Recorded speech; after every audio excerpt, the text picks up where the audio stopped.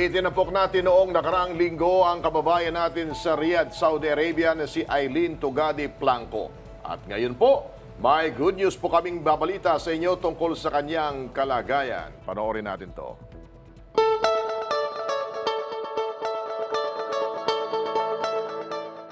Nakipag-ugnayan sa atin ang OFW sa Riyadh, Saudi Arabia na si Eileen Tugadi Blanco noong nakaraang linggo. Inirereklamo niya ang napakaraming pagmamalabis umano ng kanyang amo, katulad ng pagtatrabaho niya rito kahit wala na siyang kontrata. Hindi na rin daw siya pinapasahod at pinapakain ng ilang araw. Kinakandado rin siya sa loob ng kwarto. Gustuhin mang umalis noon ni Eileen ay hindi niya nagawa dahil itinago raw ng kanyang amo ang kanyang passport. Hindi po natin nakausap ng live si Eileen noong July 1. Sa halip ay nagpadala siya ng video message sa atin. Dito, ikinuwento ni Eileen na merong nagtangkang tumulong sa kanya para maisumbong sa mga pulis ang kanyang amo. Pagkatapos nito ay nagkaayos daw sina Eileen at ang inirereklamo niyang amo at nangako pa raw ito na ihahatid siya sa embahada. Ngunit sa halip na ihatid siya sa embahada, ay dinalarang daw si Eileen sa isang bahay para ikulong at pagtrabahuhin. Lumipas ang ilang araw, ay nakiusap na si Eileen na dalhin na siya sa ospital dahil hindi na maganda ang kanyang pakiramdam. Pagkatapos maubos ng dextrose, ay ibinalik na agad siya sa bahay. At pagkarating sa pinapasukang bahay, nakita ni Eileen na naiwang hindi nakalak ang pinto. Kaya dali-dali siyang tumakas at pumasok sa isang coffee shop kung saan may namamasukan ding Pilipino na siya namang tumulong kay Eileen para makapagtago. Hindi naisip ni Eileen na manghingi ng tulong sa kanyang agency. Binabalak lang daw kasi siyang ibenta nito sa ibang amo. Dahil dito ay kinontak at nagpasundo si Eileen sa kapwa niya OFW na nakilala niya online na si Liberty Mortel. Pinatuloy daw ni Liberty si Eileen ng 2 araw sa kanyang bahay bago niya ito inihatid sa ating embahada. Magandang balita ang aming natanggap. Kumpirmadong may exit visa at ticket na pauwi ng Pilipinas si Eileen. Malayo na rin si Eileen sa inirereklamo niyang amo dahil sa bahay kalinga na siya ngayon nanunuluyan.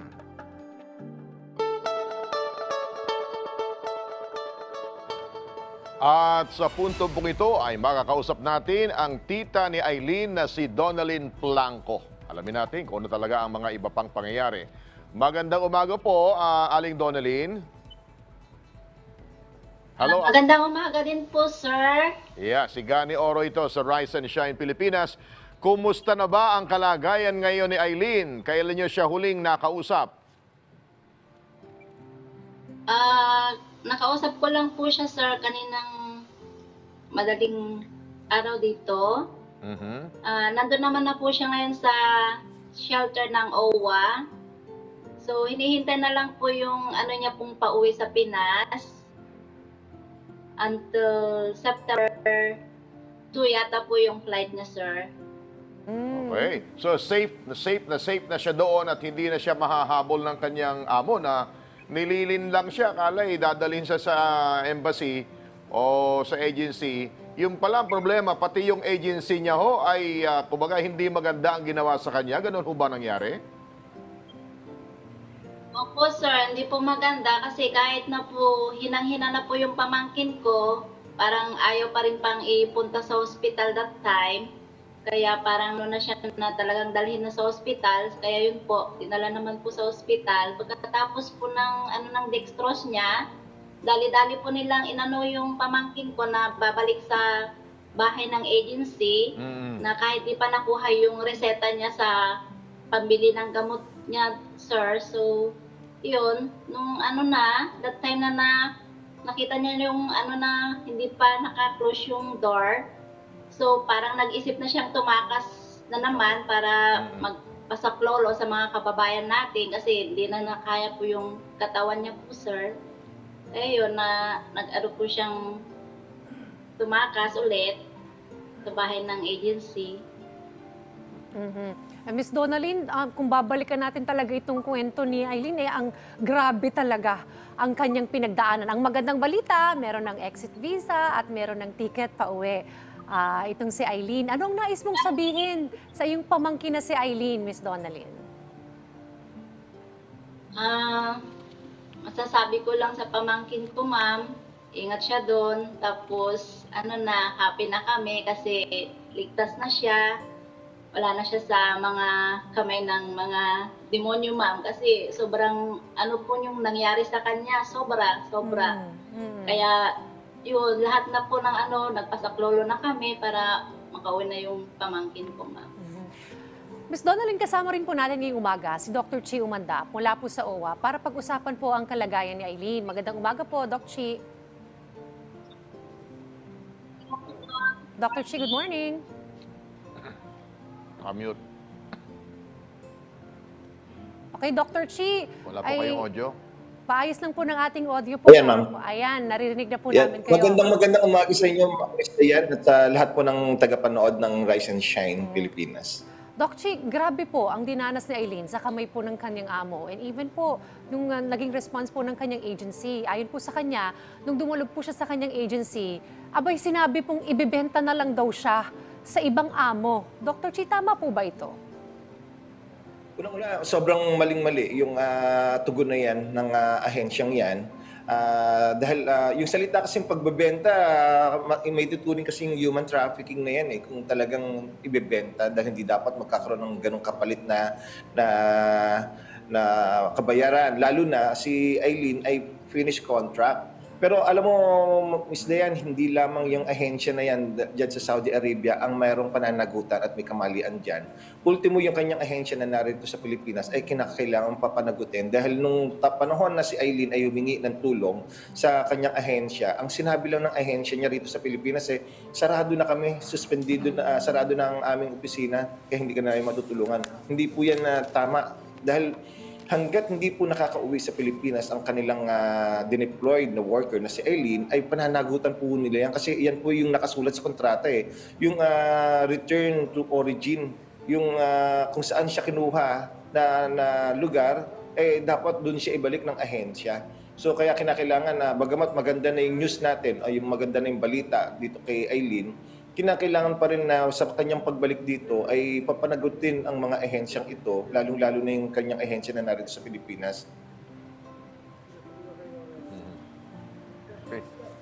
And isa pa, Miss Dayan, ang pinaka-latest pala na ating kasi nung nakita natin nakarating sa atin yung sumbong ni Eileen ay talagang nakipag-ugnayan tayo sa ating welfare officer sa Riyadh, Saudi Arabia at talagang pinilit siya na makontak at ang pinaka-latest nga na ating impormasyon na nakalap, ang ticket niya ay September 10. Ayan ang nakalagay pero ipinangako sa atin ng ating welfare officer na maaring mapalitan pa ito at gagawing chance passenger si Eileen para makalipad anumang oras na mayroong maagang lilipad na eroplano.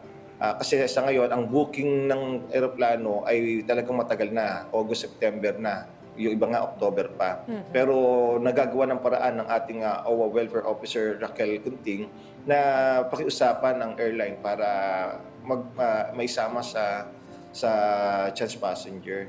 Pero may dadagdag lang din ako, Miss Eileen, yung nangyari dito kay Eileen na may mga tumulong sa kanya, lalo-lalo na yung pinakahuli na si Liberty na nung pinilit siya na tulungan at iligtas pero dinala siya sa tahanan.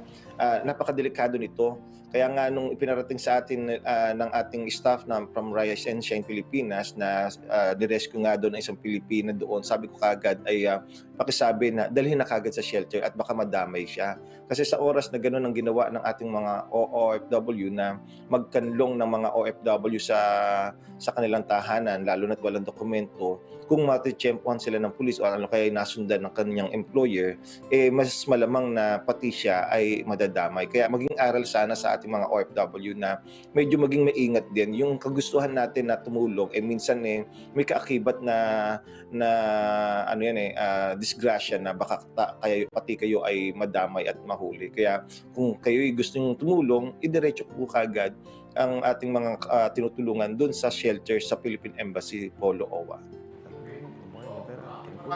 Po, Doc Chi, sa pagtutok at pagtulong dito kay Eileen at harinaway makabalik na dito, safe naman po siya doon sa kaniyang kinalalagyan ngayon sa OWA shelter, no? Wala ko namang, Opo. kumbaga, safe na siya doon. Safe na safe siya doon. Ultimo, ang kanyang pagkain ay talagang wala naman siyang pananagutan na doon. Wala naman siya sasagutin doon sa pagkain niya dahil sagot po yan at may pondo po ang OWA dyan. Okay. At nakatutok po ako dyan. Simula nung siya po ay nagparating po ng sumbong, nakatutok po ako talagang alam po ng Alright. taga-OWA na sinusundan ko po ang kaso po ni Eileen. Nandyan po yung tiyahin ni Eileen para magpasalamat po sa inyo. Baka may pagkakataon. Ayan. Pasalamat na ho kayo sa tulong ng OWA. Ali Donelyn. Hello po sir, maraming salamat po sa tulong niyo sa pamangkin ko po. Alright. Maraming salamat din po sa inyo. Wala pong anuman na Ma'am Donna and Sir Gani. Alright. Nakuha din po natin ang pahayag ni Fidel Macauyag, ang Labor Attaché ng Philippine Embassy sa Riyadh, Saudi Arabia. Panoorin po natin ito.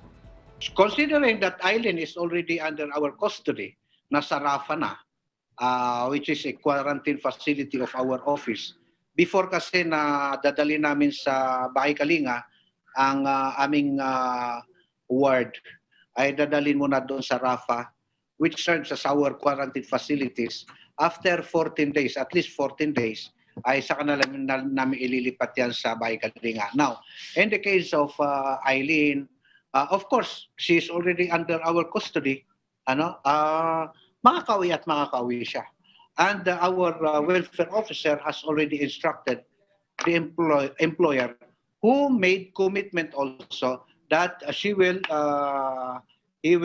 deliver to the agency, to us, through the agency, the passport, the the exit visa, all necessary requirements. At ang commitment din ng agency ay kung ano man ang hindi nabayaran ng salary ay ibibigay. At mangyayari po yan. Mangyayari yan, otherwise ay baka mas malaking parusa ang aabutin sa amin ng agency. Oo. And then ang